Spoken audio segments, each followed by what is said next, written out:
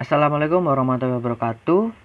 Saya Raka Fibrisar Sendria dengan NIM 230401070207 akan mempresentasikan tugas UAS saya untuk materi yang ke-10, yaitu tentang keamanan cyber. Di sini saya akan mempresentasikan mencakup pentingnya keamanan cyber di era digital, ancaman dan teknik-teknik keamanan cyber, serta cara melindungi data-data penting kita. Oke, langsung saja kita akan masuk. Yang pertama, apa itu keamanan cyber? Di keamanan cyber itu ada jenis-jenis. Yang pertama, keamanan data. Yang kedua yaitu keamanan jaringan. Yang ketiga, keamanan perangkat lunak. Dan yang keempat, ada keamanan fisik. Adapun di keamanan cyber ini terdapat beberapa ancaman, jenis-jenis ancaman. Yang pertama yaitu virus dan malware. Virus dan malware ini dapat merusak sistem dan data kita yang membuka pintu bagi hacker atau peretas untuk melakukan serangan terhadap jaringan kita. Selanjutnya, nomor 2 yaitu phishing. Phishing ini adalah teknik yang digunakan oleh hacker atau peretas untuk mencuri data-data pribadi kita dengan menyamar sebagai orang atau sumber-sumber yang dipercayai oleh kita. Yang ketiga yaitu serangan DDoS.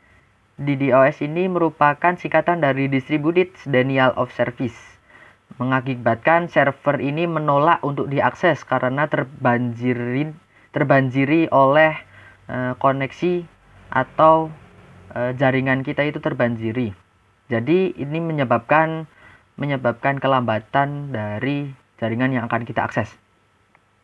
Yang keempat ada man in the middle, yaitu terjadi ketika pihak ketiga ini mengintercept komunikasi antara pihak pertama dan pihak dua, antara dua pihak yang memungkinkan akses dapat mencuri informasi sensitif atau memanipulasi data. Selanjutnya, apa saja teknik-teknik yang bisa kita lakukan untuk keamanan cyber? Yang pertama yaitu kita bisa membuat enkripsi. Enkripsi adalah proses pengkodean data sehingga hanya pihak yang sah saja yang dapat mengaksesnya. Yang kedua yaitu token authentication. Token authentication ini digunakan untuk memverifikasi pengguna dan memberikan akses. Jadi pengguna yang memiliki token itu yang hanya bisa mengakses ke sistem atau aplikasi. Selanjutnya yaitu firewall. Firewall ini digunakan untuk memblokir serangan yang berbahaya ke jaringan kita. Yang keempat yaitu backup data. Backup data ini berguna agar sewaktu-waktu ketika sistem atau aplikasi kita itu ada problem, kita mempunyai backup datanya. Selanjutnya yaitu kesadaran keamanan cyber. Yang pertama, kita bisa melakukan pendidikan secara terus-menerus, yaitu memperkaya pengetahuan tentang keamanan cyber. Yang kedua yaitu proteksi sandi, yaitu menggunakan sandi yang kuat untuk melindungi data-data kita. Yang ketiga yaitu kredensialisasi dan sertifikasi cyber security. Ini merupakan tingkat untuk profesionalnya.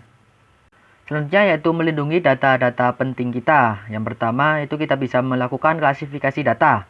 Yang kedua yaitu backup recovery. Dan yang ketiga yaitu filter email. Selanjutnya yaitu merasakan apa sih konsekuensi yang bisa disebabkan ketika adanya kegagalan keamanan cyber. Yang pertama yaitu kerugian keuangan yang dapat dialami oleh perusahaan karena terdampak dari kejahatan cyber. Yang kedua yaitu kerusakan reputasi.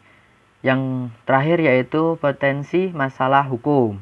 Bisa terjadi tindak pidana karena adanya kejahatan cyber. Selanjutnya, apa saja cara untuk mengatasi serangan cyber? Yang pertama, untuk mengatasi virus dan malware, kita bisa menginstal software antivirus. Yang kedua yaitu serangan DDoS, kita bisa menggunakan layanan cloud yang terdapat fitur-fitur untuk melindungi server kita dan mengalihkan traffic yang berbahaya ke jaringan yang lain. Atau traffic yang berbahaya yang tidak kita inginkan bisa dialihkan. Selanjutnya ada phishing. Phishing ini menggunakan domain-domain dummy atau domain-domain palsu. Kita bisa mewaspadai itu. Yang terakhir ada memperbarui software. Oke, mungkin itu saja yang bisa dapat saya sampaikan. Apabila ada kekurangan dalam tutur kata, mohon dimaafkan. Wassalamualaikum warahmatullahi wabarakatuh.